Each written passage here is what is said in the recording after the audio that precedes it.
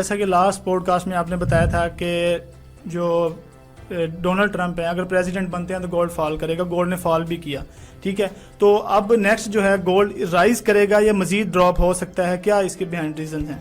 अच्छा, मैंने बिल्कुल लास्ट पॉडकास्ट जो हमने की उसमें बोला था कि अगर डोनाल्ड ट्रंप जीतते हैं रिपब्लिकन्स तो गोल्ड ड्रॉप करेगा, और किया भी और लोग हैरान थे कि ऐसा कैसे पता चला।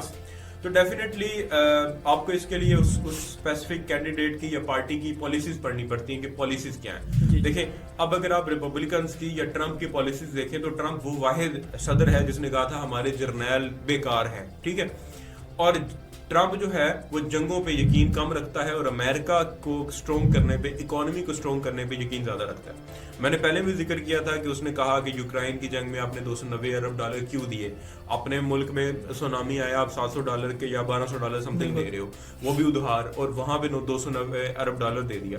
तो ट्रंप, एक तो आपको याद होगा कि अफगानिस्तान और उस जंग में भी अगेंस्ट था, फिर रशिया यूक्रेन में भी सीज फायर की बातें करता है। तो अगर सीज फायर होता है तो गोल्ड डेफिनेटली ड्रॉप करेगा। अब पॉलिसीज ये ना कि इंटरेस्ट रेट कट, आपको पता है कि 2 कट लग चुके हैं, एक अद कट और लगेगा शायद, उस वजह से गोल्ड थोड़ा बुलिश मोमेंटम पकड़े और उसके बाद वापस ड्रॉप करेगा। क्योंकि अगर सीज फायर होता है रशिया यूक्रेन का तो जंग खत्म, इन्वेस्टर अपना, जाहिर है इन्वेस्टर ने गोल्ड को खाना नहीं है, मैंने पहले कहा था, प्रॉफिट टेकिंग करनी है, पैसा बनाना है। गोल्ड रख के क्या करेगा? गोल्ड तो उसने इसलिए लिया कि मेरा पैसा डीवैल्यू ना हो और कुछ प्रॉफिट भी हो जाए, तो बेचेगा, बिजनेस करेगा।